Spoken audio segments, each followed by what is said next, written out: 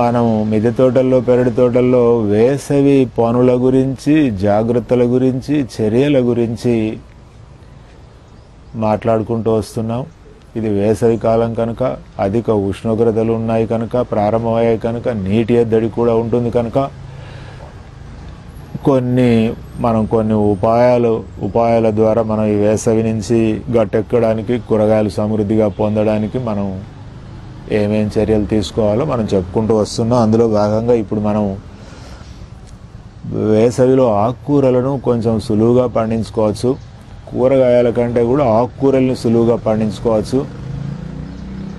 స్వల్పకాలిక ఆకుకూరల్లో, ముఖ్యంగా వేసవిలోనే బాగా పండే ఆకుకూరల్లో గంగవాయిలి కూర ఒకటి.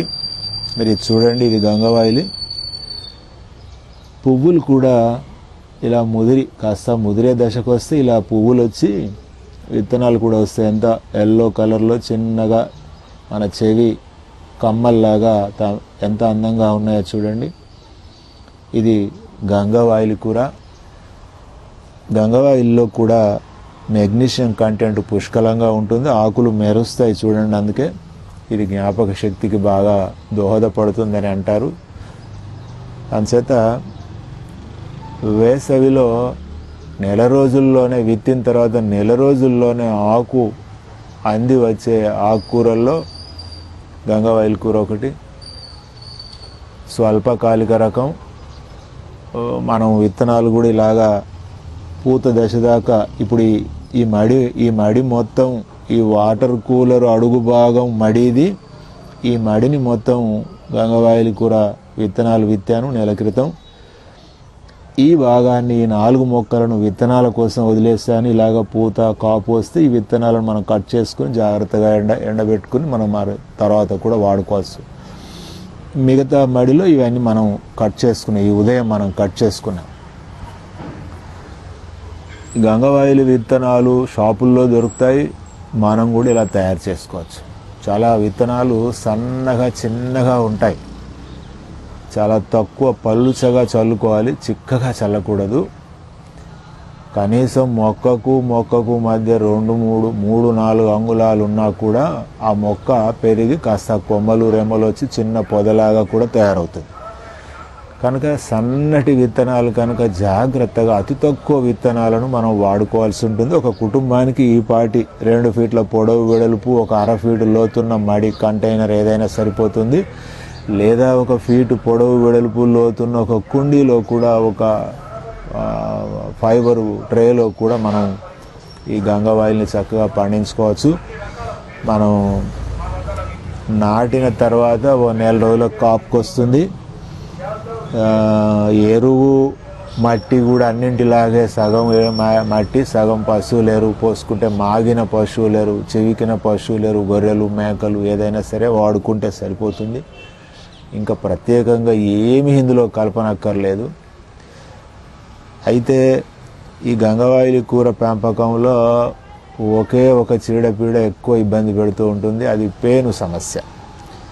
మీరు ఇలా చూడండి, ఆకులు ముడుచుకుపోయి కనపడుతూ ఉన్నాయి. పైకి చూస్తే ఆకులు ఇలాగా చక్కగా మనకి ఇలా చక్కగా కనపడాలి. కానీ మీరు దీన్ని చూడండి, ఇక్కడ ఆకు ముడుచుకుపోయి కనపడుతుంది. ఈ ముడుచుకుపోయిన ఆకును మీరు కింది భాగం తిరగే చూస్తే పేను ఉంటుంది దాని కింద. తొందరగా ఈ పేను అన్ని ఆకులు అడుగు భాగానే చేరే ప్రమాదం ఉంటుంది. ఇలా పేను చేరితే రసాలను పీల్చి ఆకులు ముడతబారి గిడసబారిపోయి అసలు పైరు మొత్తం మనం ఉపయోగించుకోవడానికి వీలు లేకుండా అయిపోతుంది. కనుక గంగవాయిలి కూర మీద ఎక్కువ సోకేది పేను సమస్య. ఇది వేసవిలో ఎక్కువ మనకు పండుతుంది, వేసవిలోనే ఎక్కువ పండుతుంది. మిగతా వర్షాకాలంలో కూడా తక్కువ పండుతుంది. వేసవికి అనువైన రకం ఆకుకూరల్లో ఇది ఒకటి. కనుక ఈ పేను సమస్యను మనం కాస్త ఎప్పటికప్పుడు సన్నగా మొక్కలు మొలిచి 5-6 ఆకులు వేసిన తర్వాత నుంచి ఈ పేను సమస్య వచ్చే ప్రమాదం ఉంటుంది, అవకాశం ఉంటుంది. కనుక మనం ఎప్పటికప్పుడు కాస్త మొక్కను వంచి ఆకుల అడుగు భాగం చూసి ఎక్కడైనా పేను ఉంటే ఇలా చేత్తో నలిపేసినా పోతుంది. లేదా ఆ ఆకును తెంపి బయట మొదటి దశలోనే బయట వేస్తే సరిపోతుంది. మార్కెట్లో దొరికే గంగావాయిలి కూర మీద కూడా ఈ పేను నివారణకు చాలా పురుగు మందులు స్ప్రే చేస్తారు. చాలా ప్రమాదకరమైంది. ఆకుకూరలు, పచ్చిమిర్చి మార్కెట్లో కొనుక్కోవడం చాలా ప్రమాదకరమైన పరిస్థితులు ఉన్నాయి ఇప్పుడు. కనుక చిన్న చిన్న కంటైనర్లలో కూడా 1/2 ఫీటు లోతు ఉన్న కంటైనర్లలో మట్టిలో కూడా మనం చక్కగా గంగావాయిల్ని పెంచుకోవచ్చు. ఈ గంగావాయిలి తక్కువ నీటితో కూడా పండుతుంది. స్వల్పకాలికము. వారానికి ఒక రోజు పండించుకోవడానికి దఫాలుగా ఒక్కొక్క చిన్న కంటైనర్లో నెల రోజులకు ఒక కంటైనర్లో ఇలా వేసుకుంటూ వెళ్తే 4 నెలల్లో వేసవి వర్షాకాలం ప్రారంభమయ్యే వరకు కూడా మనం చక్కగా గంగావాయిల్ని మనం పండించుకోవచ్చు. వారానికి ఒక రోజు శనగపప్పుతో వేసుకున్న మామిడి కోరు కలిపి శనగపప్పుతో వేసుకుంటే చాలా ఇంకా రుచిగా ఉంటాయి.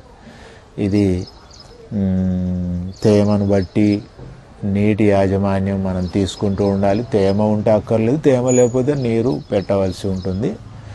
వేసవిలోనే బాగా పండుతుంది కనుక మనం షేడ్ నెట్ వగైరా ఏం వేయక్కర్లేదు.